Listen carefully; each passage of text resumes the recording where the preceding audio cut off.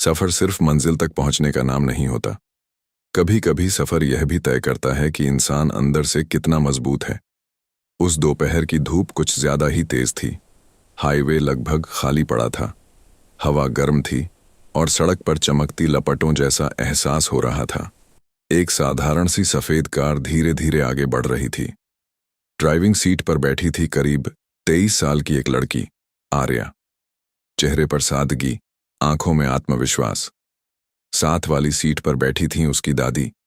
सफेद बाल, झुर्रियों में छिपी अनगिनत कहानियां और हाथों में चलती हुई तुलसी की माला। वे शहर के बड़े अस्पताल से लौट रहे थे। दादी का चेकअप हुआ था। डॉक्टर ने साफ कहा था, अब खतरे की बात नहीं, बस आराम जरूरी है। कार के अंदर शांति थी। दादी ने धीमे स्वर में कहा, बेटिया, आज तूने फिर साबित कर दिया कि बेटी बेटों से कम नहीं होती। आर्या मुस्कुराई। दादी, ये सब आपकी दुआ है। दादी ने उसके सिर पर हाथ रखा। मुझे किसी बात का डर नहीं, जब तक तू साथ है। आर्या ने मजाक में कहा, और मुझे किसी का डर नहीं, जब तक आप साथ हैं। दोनों हल्का सा हंस पड़ी। उन्हें अंदाजा नहीं था कि आगे का रास्ता उनके साहस की परीक्षा लेने वाला है। जैसे ही कार एक सुनसान मोड़ के पास पहुंची, अचानक दाईं ओर से एक मोटरसाइकिल तेज रफ्तार में कार के सामने आ गई। आर्या ने तुरंत ब्रेक दबाया। टायरों की तेज चीखती आवाज गूंजी। हल्की सी टक्कर हुई। बाइक सवार सड़क पर गिर पड़ा। वह तुरंत जोर जोर से चिल्लाने लगा, बचाओ, मार दिया, लड़की ने जान ले ली। आर्या का दिल जोर से धड़कने लगा। दादी, आप अंदर ही रहना, उसने कहा और बाहर उतरी। उसने ध्यान से देखा। बाइक सवार को कोई गंभीर चोट नहीं थी। घुटने पर हल्की खरोंच थी, पर वह ऐसे तड़प रहा था जैसे बहुत बड़ा हादसा हुआ हो। उसी समय झाड़ियों के पीछे से 4-5 आदमी निकल कर आए, फिर 2 और, फिर कुछ और। कुछ ही सेकंड में वहां 10-12 लोग इकट्ठा हो गए। एक आदमी ने ऊंची आवाज में कहा, इतनी तेज गाड़ी चलाती हो, सामने आदमी दिखता नहीं?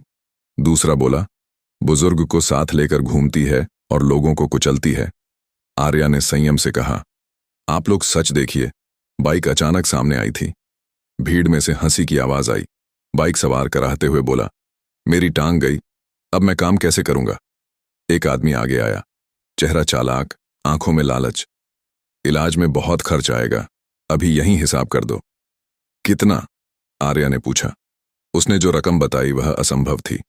आर्या समझ गई, यह हादसा नहीं, यह जाल है। उसने शांत स्वर में कहा, गलती मेरी नहीं है और इतनी रकम देना संभव नहीं। भीड़ का लहजा बदल गया। पैसे नहीं देगी? फिर पुलिस बुलाओ, जेल जाएगी। उसी समय दूर से पुलिस जीप आती दिखी। आर्या ने सोचा, अच्छा है, अब सच्चाई सामने आ जाएगी। जीप रुकी। एक इंस्पेक्टर उतरा, उम्र लगभग 40 के आसपास, चेहरे पर सख्ती और चाल में अजीब सा घमंड। उसने पहले बाइक वाले से धीमे स्वर में बात की, फिर आर्या की तरफ मुड़ा। क्या हुआ? आर्या ने पूरी बात साफ साफ बताई। इंस्पेक्टर ने बिना भाव बदले कहा, लड़की हो इसलिए रियायत नहीं मिलेगी, एक्सीडेंट किया है तो जिम्मेदारी भी लो। आर्या ने शांत रहकर कहा, सर। बाइक अचानक सामने आई थी। भीड़ में से आवाज आई, साहब, गरीब आदमी है, लड़की तो अमीर लगती है। इंस्पेक्टर ने डंडा जमीन पर पटका। मामला गंभीर है, FIR भी हो सकती है, जेल भी हो सकती है। आर्या के कानों में दादी की धीमी प्रार्थना की आवाज आ रही थी। अगर समझदारी से निपटना है तो मुआवजा दो, इंस्पेक्टर बोला। रकम पहले से भी ज्यादा बताई गई। आर्या ने दृढ़ स्वर में कहा, मेरे पास इतने पैसे नहीं हैं और बिना गलती के नहीं दूंगी।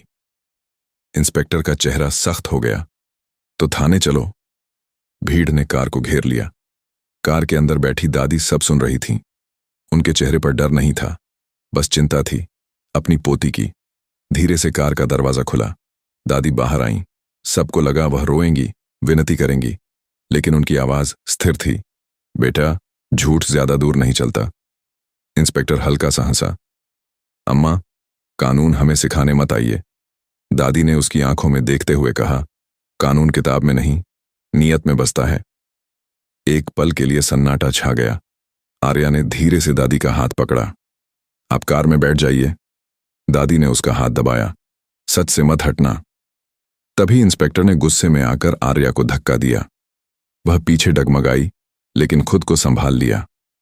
उसकी आंखों में अब डर नहीं था, दृढ़ता थी। उसने जेब से मोबाइल निकाला, शांत स्वर में किसी को लोकेशन बताई। इंस्पेक्टर हंस पड़ा। किसे बुला रही हो? यहां कोई तुम्हें नहीं बचाएगा। आर्या ने बस इतना कहा। देख लीजिए। दूर कहीं सायरन की हल्की आवाज सुनाई दी। भीड़ में हलचल हुई। इंस्पेक्टर के चेहरे का रंग बदलने लगा और यहीं से कहानी ने करवट ली। दूर से आती सायरन की आवाज धीरे धीरे साफ होने लगी। पहले हल्की, फिर तेज, फिर बिल्कुल पास।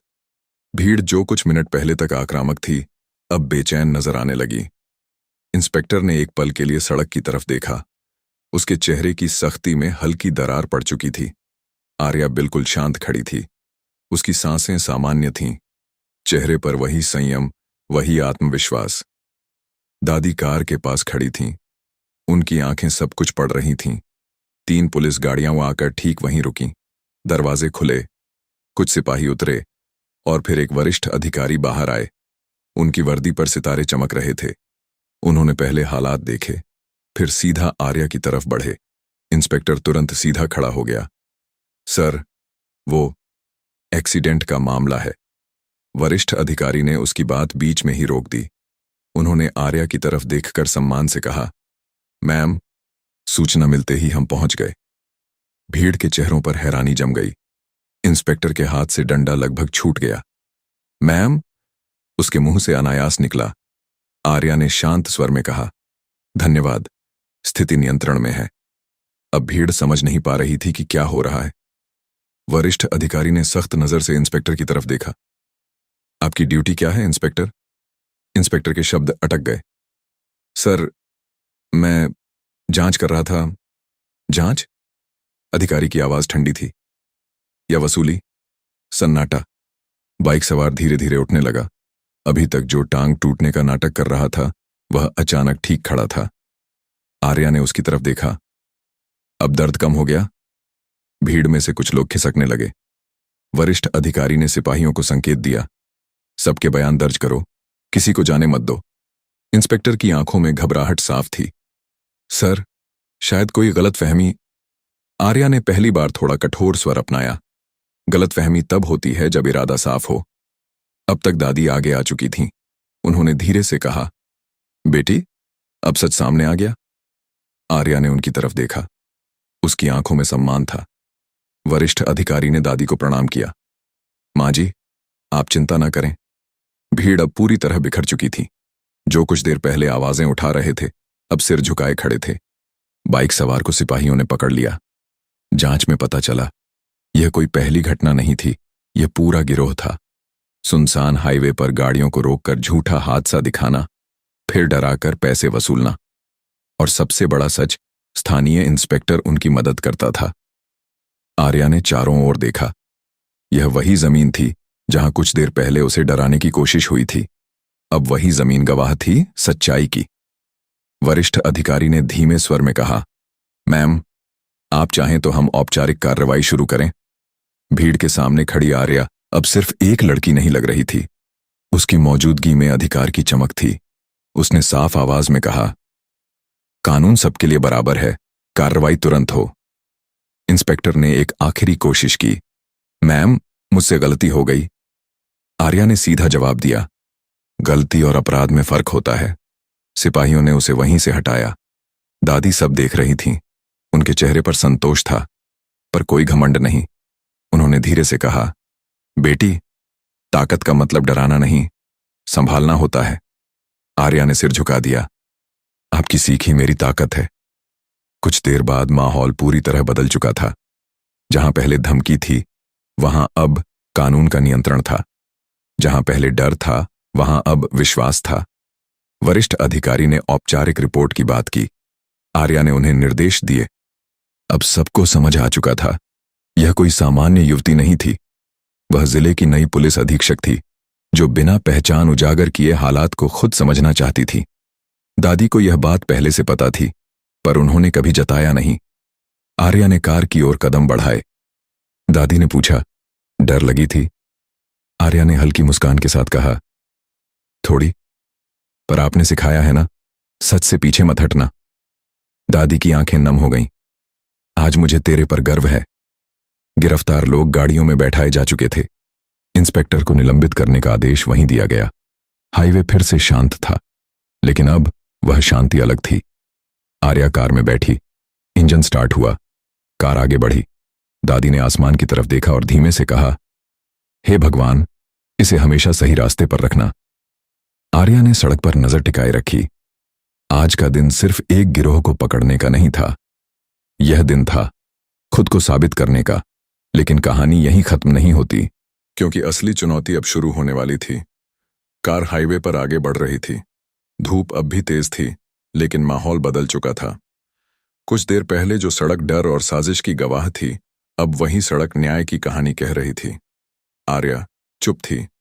उसकी नजरें सड़क पर थीं, लेकिन मन में बहुत कुछ चल रहा था। दादी ने धीरे से पूछा, क्या सोच रही है? आर्या ने हल्की आवाज में कहा, दादी, अगर आज मैं यहां पहचान छुपाकर नहीं होती तो? दादी मुस्कुराई, तो भी तू वही करती जो सही है।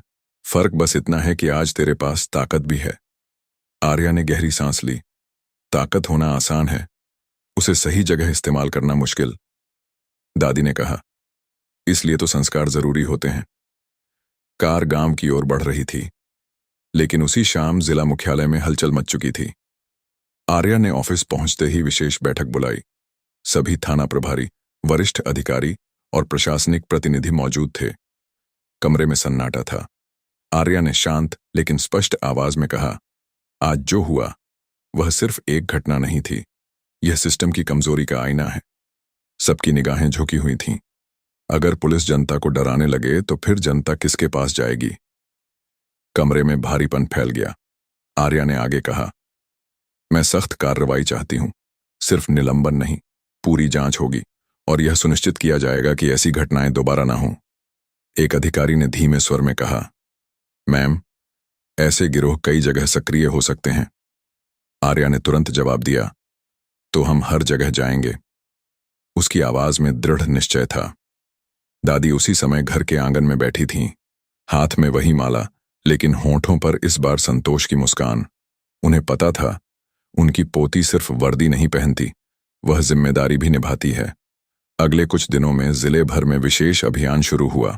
सुनसान हाईवे, टोल नाके, ग्रामीण सड़कें, हर जगह जांच।